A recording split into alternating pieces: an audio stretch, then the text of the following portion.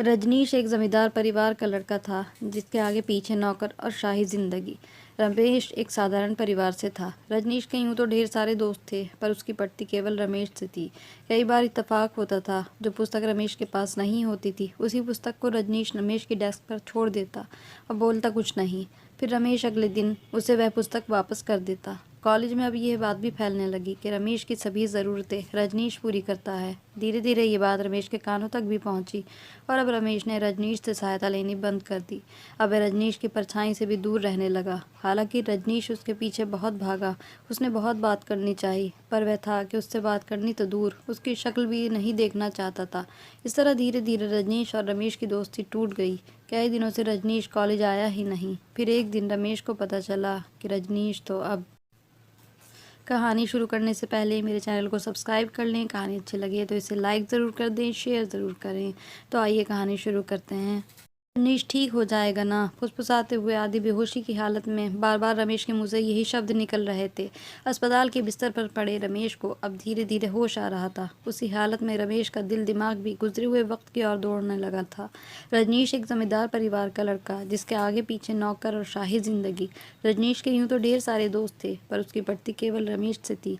अपने दिल की, घर की सभी बातों को वे दोनों एक दूसरे के राजदार थे। रमेश एक साधारण परिवार से था, पर स्वाभिमानी। रमेश ने कभी भी रजनीश से लाभ उठाने की नीयत नहीं रखी। रजनीश भी उसके आत्मसम्मान की कदर करता था। एक बार कॉलेज में ग्रुप फोटो होना था। सभी विद्यार्थी अपने कोट पैंट पहन कर आए थे, पर रमेश के पास तो कोट था ही नहीं। वो अपना स्वेटर ही पहन कर आया था। कुछ हीन भावना मन में थी, पर क्या ही किया जा सकता है। ये सोच रमेश रजनीश के आने के बारे में सोचने का प्रयास करने लगा। इतने में ही रजनीश नए सूट में आता दिखाई दिया। बिल्कुल राजकुमार सा लग रहा था। रमेश लपक कर रजनीश के पास आ गया। बड़ी ही गर्मजोशी से बोला, अरे रमेश, बता तो ये सूट मुझ पर कैसा लग रहा है? अभी खरीदा है। अरे रजनीश, तुम इस सूट में बहुत जच रहे हो, बिल्कुल हीरो लग रहे हो। तभी रजनीश ने दूसरा लिफाफा रमेश की तरफ बढ़ाकर बोला, अरे भाई, मैं एक और कोट लाया था, मुझे अच्छा लग रहा था, देख ज़रा। रमेश, बता ये कैसा लग रहा है? रमेश ने लिफाफा खोलकर कोट देखा और कहा, रजनीश ये भी सुंदर है। तभी रजनीश बोला, अरे ज़रा पहन कर तो दिखा। झिझकते हुए रमेश ने कोट पहन लिया। इसी समय रजनीश बोला, अरे रमेश, चलो चलो, फ़ोटो ग्रुप के लिए फ़ोटोग्राफर बुला रहा है। अरे रजनीश रमेश को खींचता हुआ ले गया। फ़ोटो ग्रुप हो गया। रमेश का फ़ोटो कोट पहने ही खिंच गया। फ़ोटो ग्रुप होने पर रमेश ने कोट रजनीश को वापस कर दिया। ऐसे ही कई बार इत्तेफाक होता था। जो पुस्तक रमेश के पास नहीं होती थी उसी पुस्तक को रजनीश रमेश की डेस्क पर छोड़ देता, बोलता कुछ नहीं। फिर रमेश अगले दिन वही उसको वापस कर देता। कॉलेज में उनकी दोस्ती खूब मशहूर थी, लेकिन इसके साथ साथ अब ये बात भी फैलने लगी कि रमेश की सभी ज़रूरतें रजनीश पूरी करता है। धीरे धीरे ये बात रमेश के कानों तक भी पहुंची और अब रमेश ने रजनीश से सहायता लेनी बंद कर दी।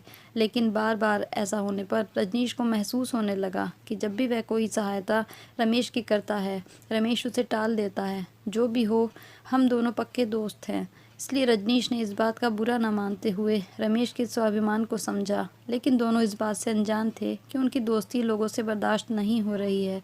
इसी तरह वक्त अपनी रफ्तार से गुजरता रहा।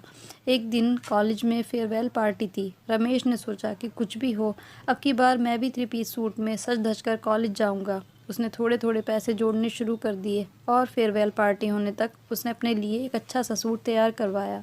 अब फेयरवेल वाले दिन जब तैयार होकर कॉलेज पहुंचा, रजनीश उसे देखता ही रह गया और हंसते हुए बोला, हाय हम तो। रमेश ने भी उसके कंधे पर एक जोरदार हाथ मारा। फिर दोनों एक दूसरे के गले में हाथ डालकर चल दिए जहां पार्टी होनी थी, हॉल में। सब अपने अपने मज़े कर रहे थे। तभी रमेश को अपने पीछे से फुसफुसाहट सुनाई दी कि वाह भाई, दोस्त होता है ऐसा, इतना महंगा सूट दिलवा दिया है रजनीश ने रमेश को।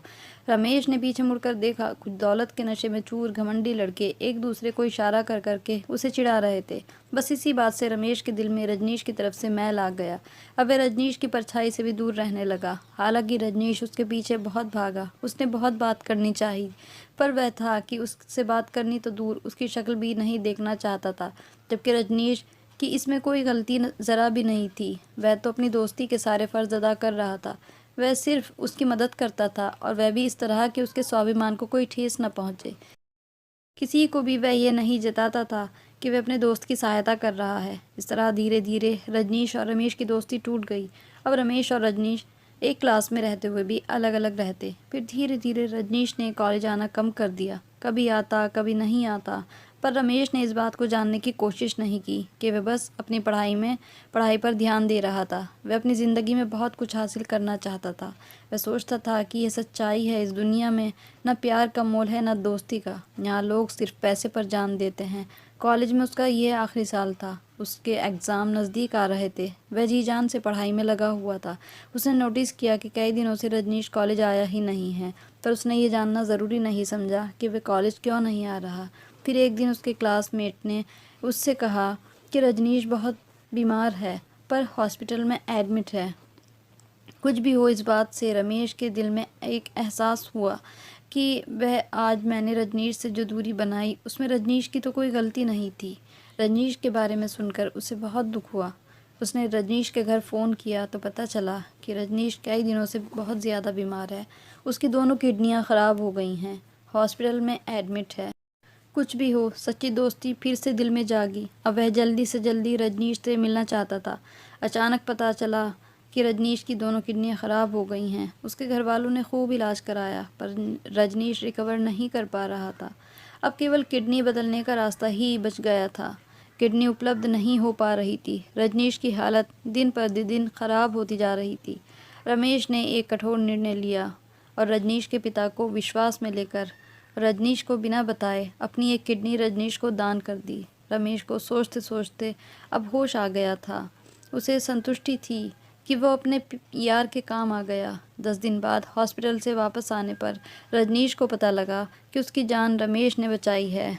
वह अभिभूत था, उसकी आंखों में आंसू थे। तभी रमेश आता दिखाई दिया। दौड़ता हुआ रजनीश आगे बढ़कर रमेश को बाहों में भरकर बोला, दोस्त, आखिर मेरी ज़िंदगी तूने खरीद ही ली। और दोनों के गिले शिकवे आंसू बनकर बह गए। ये थी हमारी आज की कहानी। कहानी कैसी लगी कमेंट करके बताइएगा ज़रूर। ऐसी ही अच्छी अच्छी कहानियों के साथ फिर मिलेंगे। अपना ख्याल रखिएगा। Thanks for watching.